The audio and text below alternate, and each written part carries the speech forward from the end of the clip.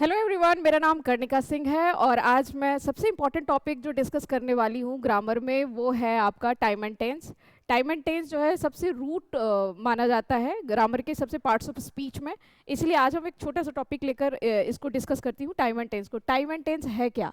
Time related to tense and tense related to time. इसीलिए हम time and tense, जो हमारा सबसे पहला टॉपिक है टाइम एंड टेंस, इसकी हम बात करेंगे। ठीक है, तो पहले हम टेंस की बात करेंगे। टेंस है क्या? What is tense? Tense is nothing but it's a verb form. क्या है ये? वर्ब फॉर्म है, वर्ब की फॉर्म है, यानी वर्ब माने क्रिया, क्रिया की फॉर्म है टेंस। पहले इसको डिफाइन ही कर लेते हैं। Tense is a verb form, verb form which refers to which refers to some specific point in time, some specific point in time. Specific किसी पर्टिकुलर पॉइंट को डिफाइन करता है। इधर वो पास्ट का हो सकता है, इधर वो प्रेजेंट का हो सकता है, इधर वो फ्यूचर का हो सकता है। यही तीन टाइम के बेसिकली जो पॉइंट्स हैं वो यही तीन है, पास्ट, प्रेजेंट एंड फ्यूचर, जिसमें हम स्पेसिफिक पॉइंट को हम टेंस में डिस्कस करते हैं। What is specific point? Specific point है क्या? What is specific point? Specific point का मतलब होता है एग्जैक्ट लोकेशन। एग्जैक्ट पॉइंट बोल दो या फिर बोल सकते हैं एग्जैक्ट लोकेशन बोल सकते हैं कि उसका लोकेशन कहाँ पे है। ठीक है, और सेकंड इसको बोल सकते हैं particular point, you can say particular point. Tense is a verb form which refers to some a specific point in time, और स्पेसिफिक पॉइंट यानी एग्जैक्ट पॉइंट, इधर इट इज पास्ट, प्रेजेंट या फिर फ्यूचर। यही हो सकता है। फ्यूचर जनरली कहा जाता है कि ये इमेजिनेशन है, क्योंकि टेंस का अगर हम मॉडर्न कॉन्सेप्ट के अकॉर्डिंग अगर हम बात करें तो ये दो ही होता है, या तो पास्ट होता है या तो प्रेजेंट होता है। फ्यूचर एग्जिस्ट हमारे इमेजिनेशन में करती है, राइट। अब चलते हैं टाइम। What is time? कह रहे हैं ना कि टाइम जो है वो टेंस से रिलेटेड है। टाइम और टेंस रिलेटेड है, तो टाइम है क्या basically? What is time? Time is nothing but fourth dimension. Time is nothing but fourth dimension. कौन सा डायमेंशन है टाइम? फोर्थ डायमेंशन है। फोर्थ डायमेंशन, फोर्थ डायमेंशन यानी तो पहला डायमेंशंस की अगर हम बात करें, तो पहला तुम्हारा लेंथ हो गया। लेंथ जिसको हम लंबाई बोलते हैं। Four walls of a room, length, breadth, height, और जो फोर्थ है वो फोर्थ डायमेंशन में हमारा टाइम आता है। सेकेंड इज ब्रेथ, BREATH बोल सकते हैं।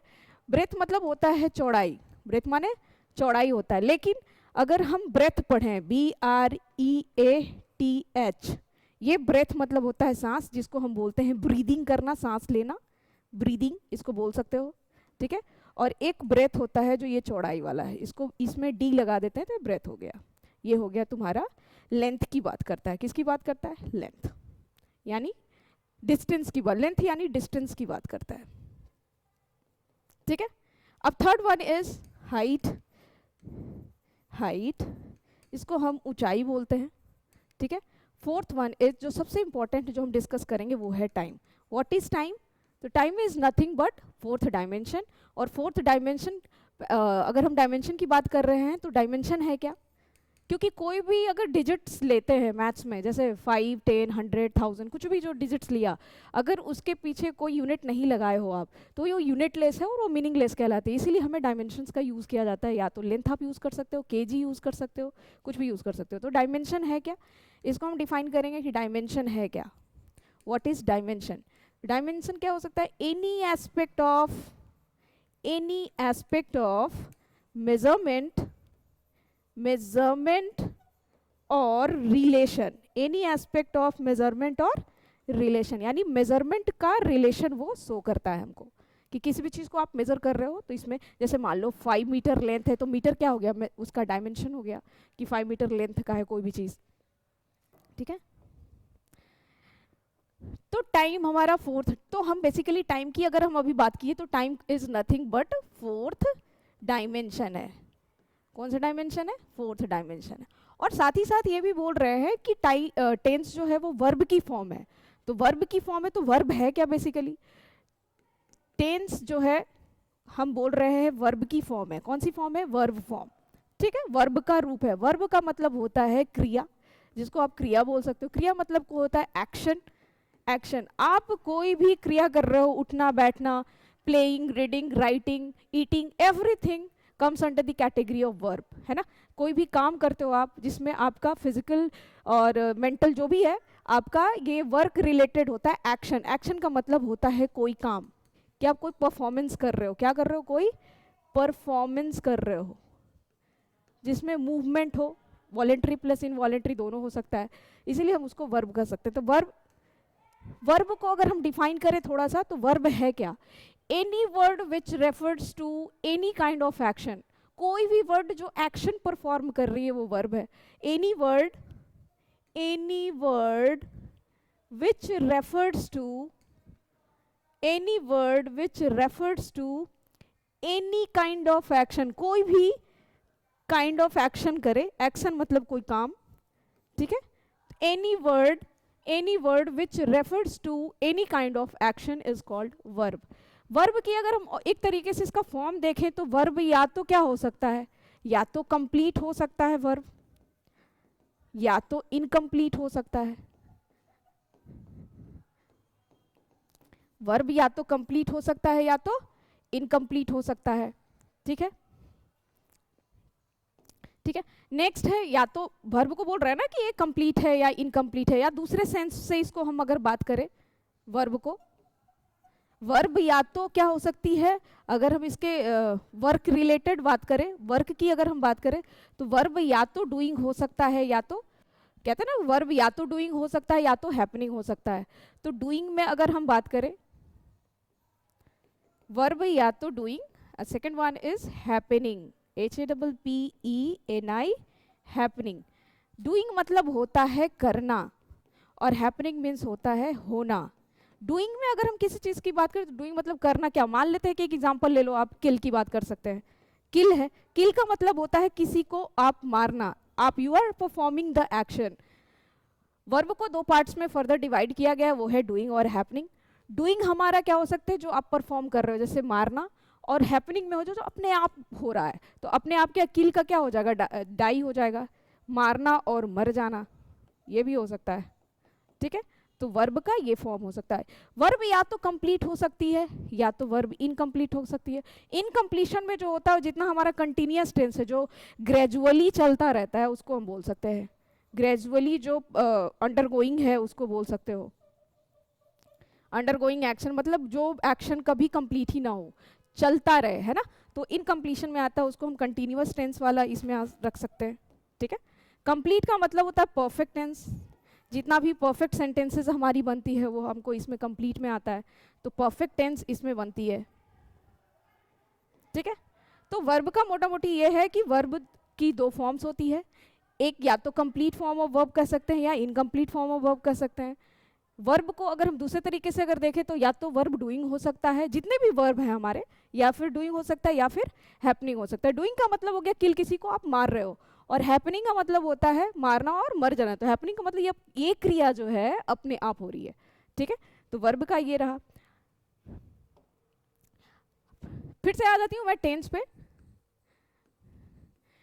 टेंस में ये, टेंस में जो पॉइंट्स हैं जो सबसे इंपॉर्टेंट है, जो टाइप्स हैं इनके, या फिर इनके चार टाइप्स हैं बेसिकली। पहला तो इंडेफिनिट है, second is continuous, third one is perfect, and fourth one is perfect continuous. यानी परफेक्ट और कॉन्टिन्यूअस को मिलाकर के फोर्थ का निर्माण किया गया है।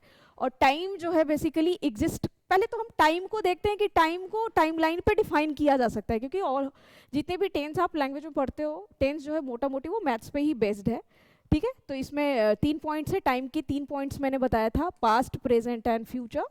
पास्ट, प्रेजेंट एंड फ्यूचर, ये 3 बताया था, ठीक है। तो उसको टाइम लाइन पे कैसे डिफाइन करेंगे, ये रहा हमारा इन्फिनिटी। इन्फिनिटी का मतलब होता है अनंत, जिसको बोल सकते हो, ठीक है। यहाँ पे ये this one is present time, इसको टाइम लाइन पे कैसे शो किया जा सकता है ये बात कर रही हूँ मैं, ठीक है। टाइम लाइन, तो this one is present. Present is nothing but a point, और यहाँ से अगर हम इधर जा रहे हैं तो ये बन गया past. This one is future. Future is nothing but imagination है बेसिकली, क्योंकि मॉडर्न कॉन्सेप्ट में तो ये सिर्फ 2 ही एग्जिस्ट होता है, फ्यूचर है ही नहीं कुछ। लेकिन ट्रेडिशनल कॉन्सेप्ट में हमारी जो ग्रामर होती थी उसमें दोनों ही आते थे, कि पास्ट भी है, प्रेजेंट भी है और फ्यूचर भी है, ठीक है।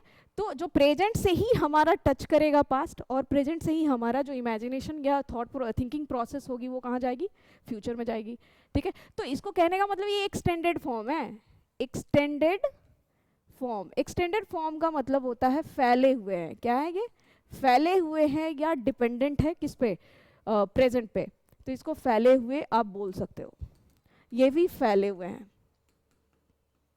ठीक है। Extended form, this one is also extended form. कहने का मतलब है पास्ट प्रेजेंट एंड फ्यूचर। तो present is nothing but a point, present क्या है, पॉइंट है, और पॉइंट प्रेजेंट से ही हम पास्ट में जाते हैं, और प्रेजेंट से ही हम फ्यूचर में जाते हैं, है ना। तो प्रेजेंट से जो पास्ट हमारा है, whatever we speak, whatever we do, है ना, कुछ भी जो आप बोल रहे हो, सुन रहे हो, ये सारा क्या बन जा रहा है, विद इन अ फ्रैक्शन में वो क्या बन जा रहा है, पास्ट बन जा रहा है हमारा। तो ठीक है, तो ये हुआ कि प्रेजेंट क्या है, तो प्रेजेंट को एक छोटा सा जस्ट एक पॉइंट माना गया है। पॉइंट क्या है, कैसे डिफाइन करोगे पॉइंट है क्या, अगर मान भी रहे हो कि ये पॉइंट है तो क्या है, तो पॉइंट को कह सकते हैं कि अ सर्कल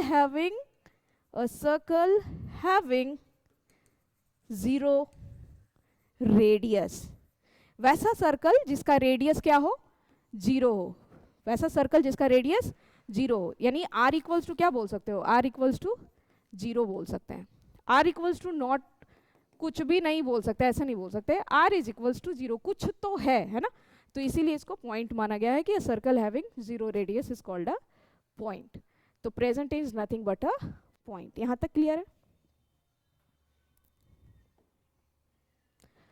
तो टेंस में हम चार पार्ट्स पढ़ते हैं, इसको चार पार्ट्स में डिवाइड किया गया है। First one is your indefinite tense, indefinite tense. Second one is continuous tense, continuous tense बोल सकते हैं। Third one is perfect, perfect tense बोल सकते हैं ना। और fourth one is perfect continuous, fourth जो है वो परफेक्ट कॉन्टिन्यूअस है, एक्स्ट्रा ये कुछ नहीं है, ये दोनों का क्या है, मिक्सचर है ना। कॉन्टिन्यूअस और परफेक्ट को मिला देंगे तो परफेक्ट कंटिन्यूअस बनेगा, तो परफेक्ट कंटिन्यूअस टेंस बोल सकते हैं, परफेक्ट कंटिन्यूअस टेंस। इसकी मीनिंग क्या है, पहले तो मीनिंग ही क्लियर करना, क्योंकि इंट्रो पार्ट में बस बेसिकली ये होता है ना कि आप इसकी मीनिंग अगर समझ गए ना तो टेंस को समझ पाना बड़ा ही आसान होता है ना। वो फिर वही पुराने टाइप से होता है ना कि जितने नाउन प्रोनाउन पढ़ते जा रहे हैं, टेंस पढ़ रहे हैं, वही present indefinite, present continuous, it's not like that. But ये कह सकते हैं कि इसका अगर मीनिंग आपको क्लियर हो गई तो इसकी मीनिंग में क्या है, इंडेफिनिट का मीनिंग एक्चुअली है क्या, indefinite, what do you mean by indefinite. तो इंडेफिनिट का मतलब होता है कोई भी जो परमानेंट और फ्रिक्वेंट एक्शन हो, परमानेंट और फ्रिक्वेंट एक्शन, परमानेंट और frequent actions called indefinite tense, ठीक है। कोई भी चीज जो परमानेंट हो, कोई भी चीज जो फैक्ट हो, कोई भी चीज या फिर ट्रुथ में हो, है ना, या फिर प्रोवर्ब्स हो, प्रोवर्ब्स का मतलब होता है मुहावरे, है ना, उसको बोल सकते हैं। तो जितने भी जो परमानेंट एक्शंस हैं तो वो सब किसके कैटेगरी में, इंडेफिनिट में आता है। और इंडेफिनिट का नाम से ही क्लियर है कि परमानेंट और फ्रीक्वेंट एक्शन, जो परमानेंट का मतलब जो परमानेंट है, जो फैक्ट बन, जैसे the water boils at 100 degree Celsius, पानी जो है 100 डिग्री सेल्सियस पे ही गर्म होता है, तो जब वो 100 पे गर्म होता है तो उसका एक एग्जैक्ट हो गया, ट्रूथ हो गया, वो फैक्ट बन गया basically. Honesty is the best policy, कभी भी नहीं बोल सकते कि honesty is the best policy, ऐसा नहीं बोल सकते, इसीलिए परमानेंट हो गया। फ्रीक्वेंट एक्शंस उसको कह सकते कि कोई भी एक्शन लग रहा है कि कॉन्टिन्यूअस है लेकिन वो कॉन्टिन्यूअस होता नहीं है, जैसे कोई भी चीज़ शुरू हुई रुक गई, शुरू हुआ रुक गया, जैसे मौसेनरम और चेरापूंजी एक ऐसी जगह है नॉर्थ ईस्ट में, है ना, मेघालय जिसको बोलता है, वहाँ पे बारिश कंटिन्यूसली 24/7 होती है, लेकिन रुक रुक कर होती है। जब वो रुक रुक कर होती है तो वो भी किस में आ जाएगा, फ्रीक्वेंट एक्शन में होगा, है ना। It usually rains here cats and dogs बोलते हैं, इट यूजुअली, जैसे इसका एग्जाम फ्रीक्वेंट का अगर हम बोलें कि मान लो कोई एक्शन स्टार्ट हुआ, रुक गया, फिर डॉट डॉट डॉट बोल सकते हो, फिर रुक गया, फिर हो रहा है, फिर रुक गया, फिर हो रहा है, ऐसे होता है। तो इसको हम एक एग्जांपल से समझा सकते हैं कि it usually rains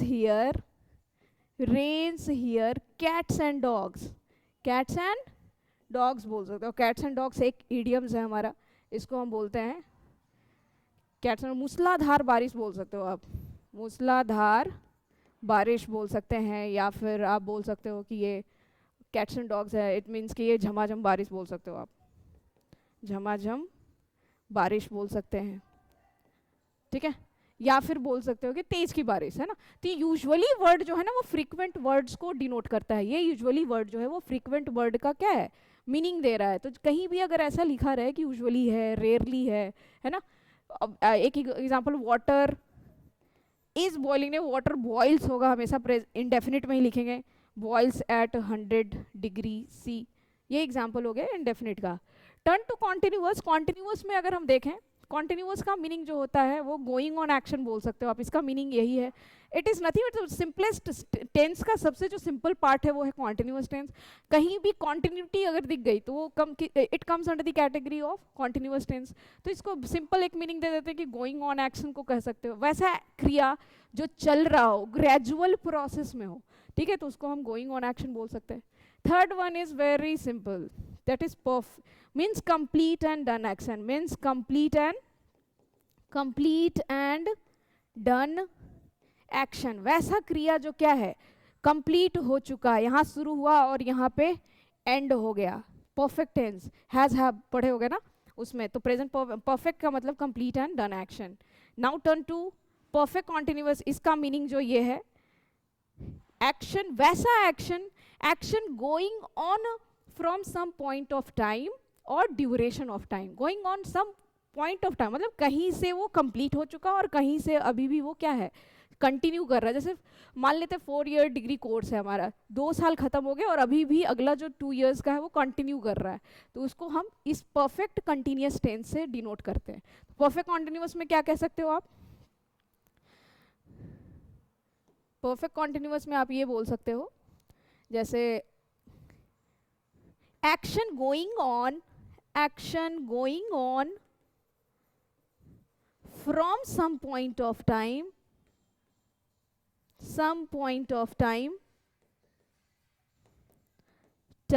or a duration of time,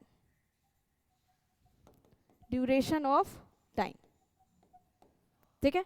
action going on from some point of time और ड्यूरेशन ऑफ टाइम, कहीं किसी पॉइंट से, मान लेते 4 ईयर डिग्री कोर्स है हमारा, यहाँ से कुछ 4 ईयर डिग्री कोर्स मान लो, ये ऐसे 1 2 3 एंड दिस वन इज 4, यहाँ तक चीज़ें कंप्लीट हो गई है और यहाँ से अभी भी कंटिन्यूअल प्रोसेस में है, तो यहाँ से यहाँ तक हम बोल सकते हैं कि परफेक्ट हो गया, और यहाँ से यहाँ तक आप बोल सकते हो कि कॉन्टिन्यूअस हो गया, ठीक है। तो परफेक्ट कॉन्टिन्यूअस टेंस का वो बाकी बता, आगे मैं पूरा एक्सप्लेन करूँगी इसको कि क्या है ये।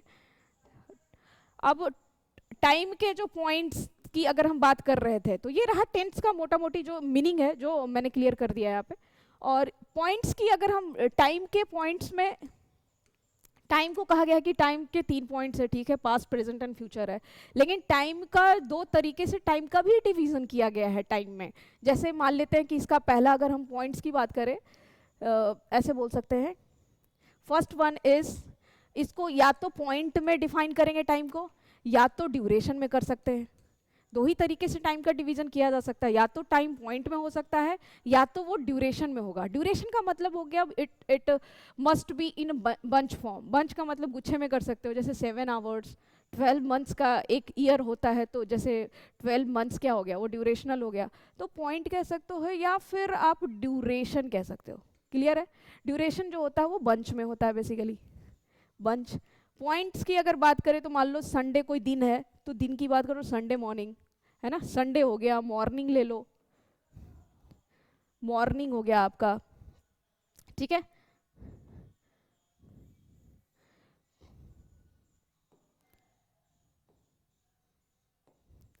मॉर्निंग बोल सकते हैं, MORNING, मॉर्निंग एक पॉइंट है, इसको गुच्छे में नहीं किया जा सकता, इसको बंच में नहीं कर सकते आप।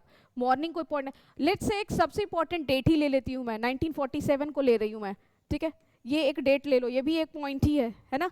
अगर ग्रामर के पॉइंट ऑफ व्यू से अगर देखें तो जो सबसे इंपॉर्टेंट टेंस में जो यूज होता है, परफेक्ट टेंस वगैरह जो भी है उसमें यूज होता है, वो है since. Since is nothing but a point, since को ग्रामर में हम पॉइंट में कंसीडर करते हैं। और ड्यूरेशन तो आपको पता ही है कि ईयर्स, 5 ईयर्स बोल दिया, है ना। इसमें कोई एक जनवरी ले लो मंथ का, जनवरी एक पॉइंट हो गया, एक्सेट्रा कर सकते हैं। 5 ईयर्स क्या है, ड्यूरेशन है ना। 10 मंथ्स बोल दिया, 10 years 10 years या कुछ भी आप ले सकते हो इसमें, जितना भी होगा वो ड्यूरेशन 5 hours कर दो, 5 hours। इसमें 5 PM कर सकते हैं, 5 PM। तो 5 PM क्या है, एक तरह से पॉइंट है कि एग्जैक्टली 5 PM की बात हो रही है। तो टाइम को बेसिकली 2 पार्ट्स में डिवाइड किया गया है। The first one is your point and the second one is in the form of duration. Point में आपको पता है कि उसको आप बंच में नहीं कर सकते, लेकिन ड्यूरेशन को आप बंच में कर सकते हो। सो टाइम हो गया, क्लियर है। लेकिन वर्ब का फॉर्म अक्सर यूज होता है, जो बेसिक जो वर्ब का जो रूट फॉर्म ऑफ वर्ब्स होते हैं वो इसमें टेंस में और टाइम में यूज होते हैं। वो कैसे होते हैं, let's see verb forms. Verb की फॉर्म्स की अगर हम बात करें, ठीक है, वर्ब का फॉर्म्स है कौन कौन सा। तो वर्ब का फॉर्म बेसिक जो फॉर्म है हमारा, रूट फॉर्म ऑफ वर्ब्स जो बोला जाता है, रूट फॉर्म ऑफ वर्ब्स कौन कौन से हैं। रूट फॉर्म ऑफ वर्ब्स में पहला आ गया तुम्हारा बी। बी का मतलब होता है होना। सेकंड जो है जिसको हम लोग प्राइमरी ऑक्सिलरीज भी कहते हैं, ठीक है, तो बी है। यहीं से डिराइव्ड होकर, क्योंकि बेस फॉर्म ऑफ वर्ब से ही हमारा जितना भी वर्ब हो वो डिराइव होकर के आया है। Basically I am talking about the primary auxiliaries. Primary auxiliaries में बी आता है, डू आता है और तथा हैव आता है, क्लियर है। डू का मतलब होता है करना, if you are performing some action, if you are doing something then do means करना। Third one is your have. Have का मतलब एक तो पोजीशन शो करता है। पोजीशन का मतलब आई हैव अ पेन बोल सकते हो कि मेरे पास एक कलम है, तो it comes under the category position. Position का मतलब होता है अधिकार बोल सकते हो आप, अधिकार, है ना, पोजीशन हो गया। दूसरा ये ग्रामर के सेंस से ये मीनिंग देता है। ग्रामर में जैसे बोलते हैं I have done this work, I have done this work, मैंने यह काम किया, है ना, मैंने यह काम किया है। और आई हैव अ पेन जो है पोजीशन शो करेगा, आई हैव अ पेन, ये हमारा पोजीशन शो कर रहा है। तो basic root form of verb be, do तथा हैव है।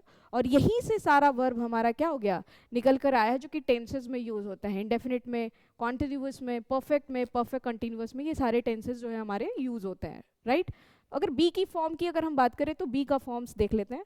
बी का फॉर्म है क्या, जो सबसे इंपॉर्टेंट है, क्योंकि इसको समझना ही सबसे मुश्किल होता है कि इसको यूज कैसे किया जाए सेंटेंसेस में। बी का मीनिंग है, लेकिन इससे ही निकल करके सारे बेस फॉर्म ऑफ वर्ब इसको बोला जाए। जितना भी लिखा है, बी हो गया या फिर डू हो गया तथा हैव हो गया, बी बोल सकते हो, डू बोल सकते हो या हैव है। बी डू तथा हैव हमारे क्या हैं, बेस प्राइमरी ऑक्सिलरीज में आते हैं, और ये बेस फॉर्म ऑफ वर्ब बोले जाते हैं। क्या बोले जाते हैं इसको, बेस फॉर्म ऑफ वर्ब बोल सकते हो आप। इसको हम लोग बेस फॉर्म ऑफ वर्ब बोलते हैं, base form of verbs. Base form of verb, base का मतलब ये होता है आधार कह सकते हो आप, रूट, क्या कह सकते हो, रूट। रूट माने हो गया जड़, यहीं से इसकी उत्पत्ति हुई है। Let's see the first one.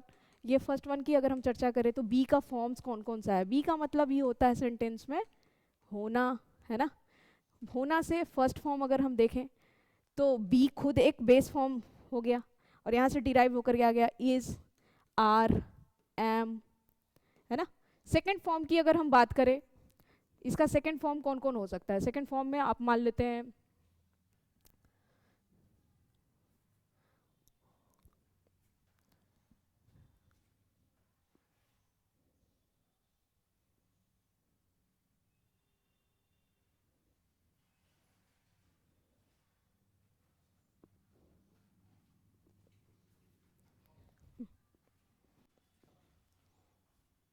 कहाँ से एंड करना है,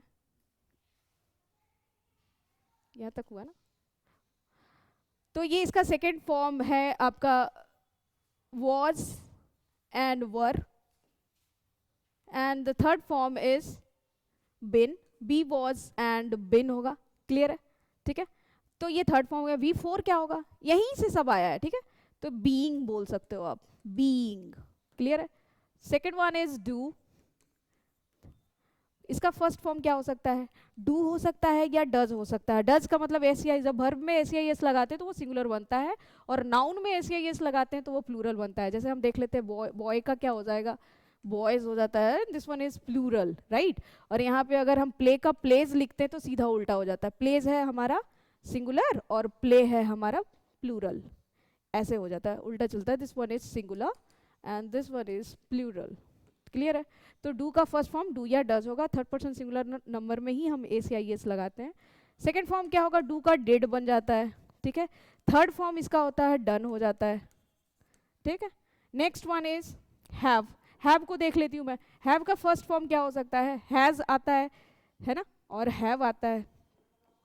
आई के साथ हम हैव लगाते हैं, है ना, ही के साथ हैज लगाते हैं, इसलिए सेंटेंसेस पे डिपेंड करता है क्या यूज करोगे। सेकंड है had, sometimes v1 is equals to v2 is equals to v3, sometimes v2 is equals to v3, sometimes v1 is equals to v3, तो ये डिपेंड करता है कि सेंटेंसेस में कैसे यूज हो रहा है वर्ब।